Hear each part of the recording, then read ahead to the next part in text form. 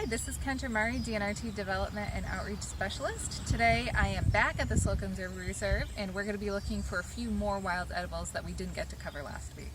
Alright, let's go! Alright, so I just want to go over some edible etiquette before we get started identifying edibles. If you're out in the woods and you see something and you're uncertain if it's a wild edible, do not eat it.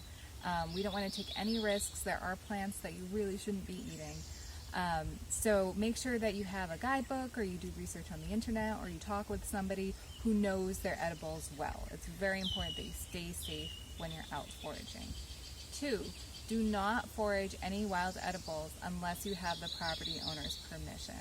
Do not come out to a DNRT property and remove vegetation.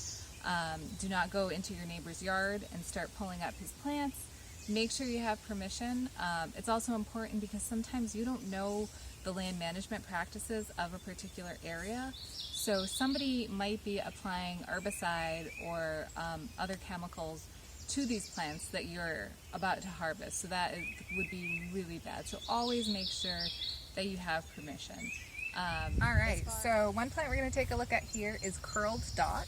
So this here is curled dock. It's pretty common. You know, this is something you can easily find in your backyard.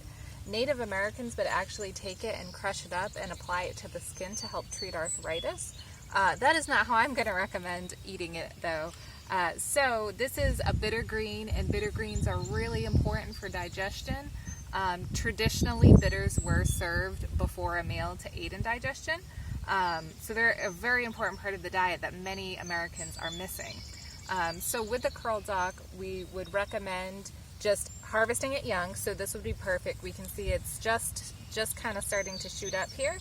And you can take these greens, you can saute them in olive oil with some salt and pepper. You can boil them. Pretty much use it any way that you would use a spinach. So this is greenbrier. So many of us know greenbrier because of the thorns it has on it. So if you're just going off trail anywhere, this is something that's going to prick you. So yeah, you can take revenge on greenbrier by eating it. So you can eat the young shoots and cook it like asparagus. You can also eat the leaves and these little tendrils that form. You can eat them raw, but as with any wild edible, if you eat a lot of raw wild edible, it could give you some upset tummy. So I do recommend, unless you're like in a survival situation and just eating raw greenbrier in the woods, that you take it home and you just give it a quick saute. Alright, so our next plant is wild carrot. So that's this one that I have in my hand here. This is Queen Anne's lace. So a lot of people are familiar. It blooms. It's got this big kind of bushy flower. It's very pretty. But before it blooms, it looks like this, which, you know, looks like your standard carrot greens, like from anything you'd get at the farmer's market.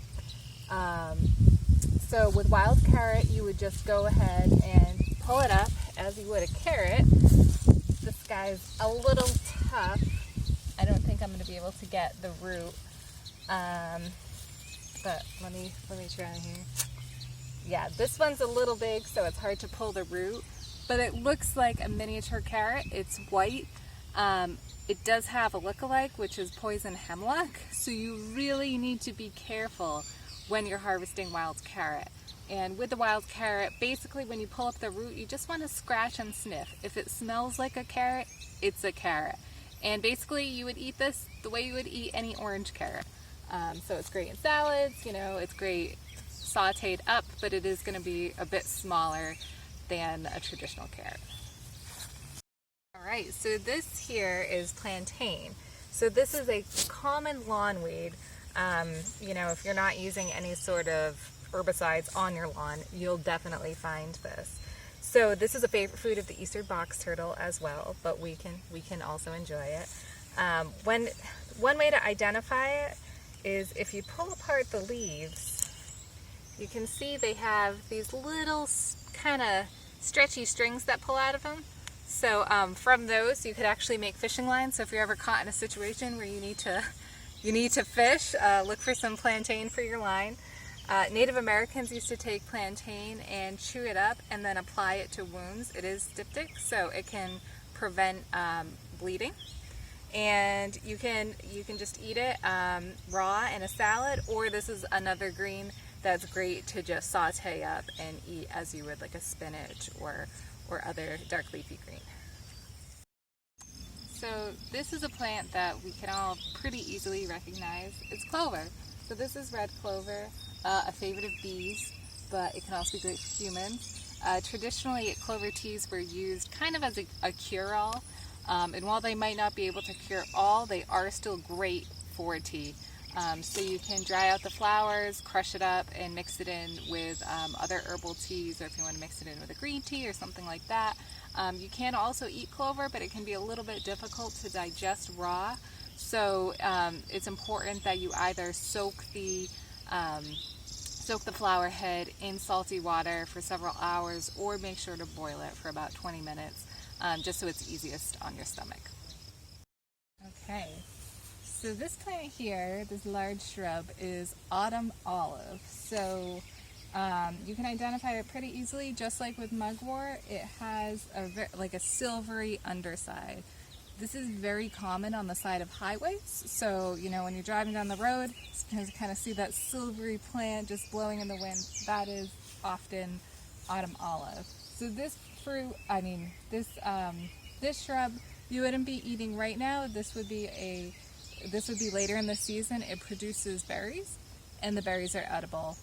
So you can just eat the berries. You can make them into jams and fruit leathers.